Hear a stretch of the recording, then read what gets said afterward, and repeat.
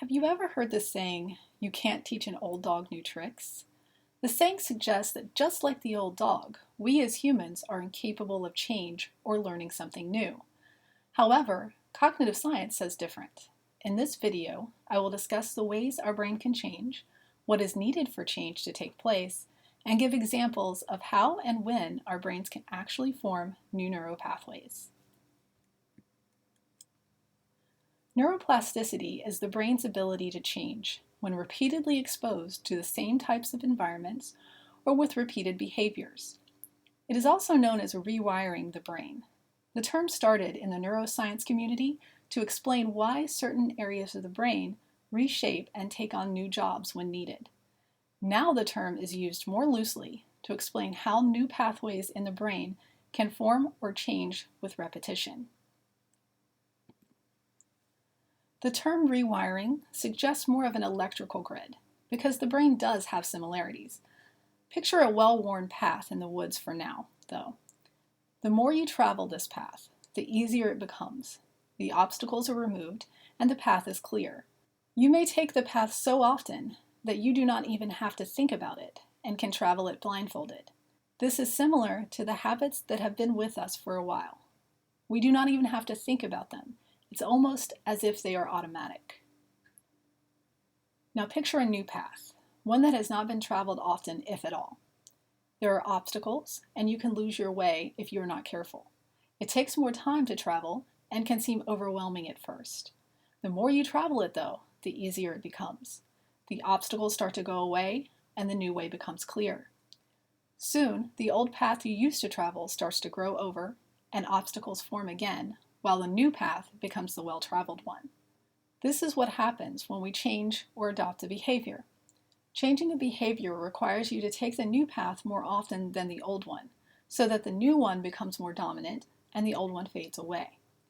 Starting a new behavior means carving out the new path and practicing it until it becomes second nature. Both can take time and effort. Both require a choice to practice and have the grit to make sure that the new habit or behavior is adopted. These behaviors can be new ways of thinking, doing, or feeling. We all have examples of times when we learned something new or changed a behavior. Perhaps some of you have quit smoking or adopted a new health habit. Though the process is not easy, it is rewarding to see results. I want to give an example from my own life. It illustrates how the brain changes, the best way I can describe the process. A short backstory is that I have always struggled with my weight. Because I did not know how to eat for my body type, I started gaining weight at 5 years old. I thought I knew what was healthy and how to eat, but nothing I tried helped me lose. I would try what I thought was healthy and stick to it for months, but have very little to no results. I would get discouraged and go back to my old habits. June of 2009, I decided that for health reasons, I needed to get help and change my life. I found a doctor with a plan. This was me in June of 2009, when I first went to the doctor. I weighed 376 pounds. In the next 22 months, I lost a total of 224 pounds.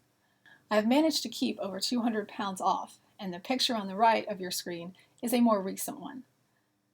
More important than the numbers on the scale were the numbers that went down, like blood pressure, bad cholesterol, and resting heart rate. Those are the numbers I cared about, and the fact that I felt healthier and more energetic. The goal meant I had to change the way I thought about food, exercise, health, the word diet, and most of all, myself.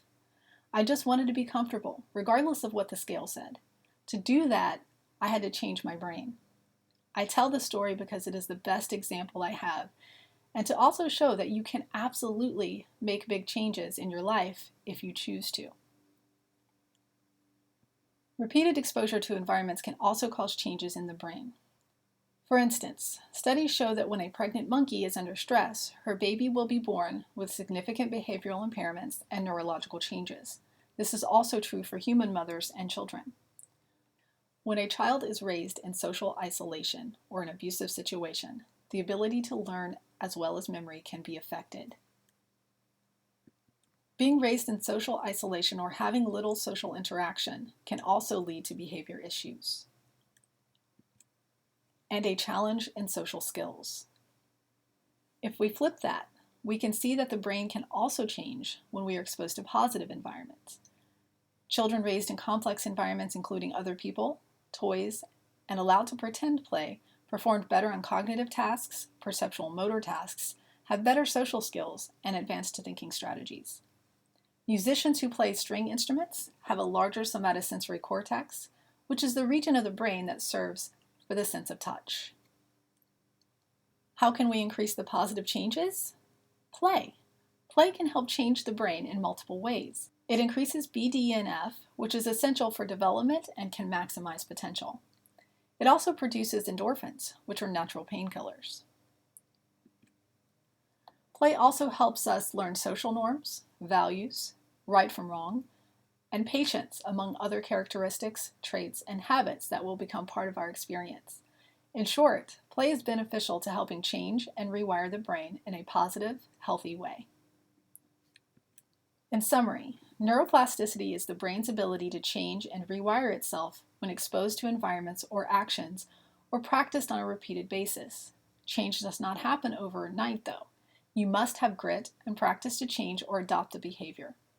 Participating in play can help change the brain in more positive ways that will have benefits beyond just having fun.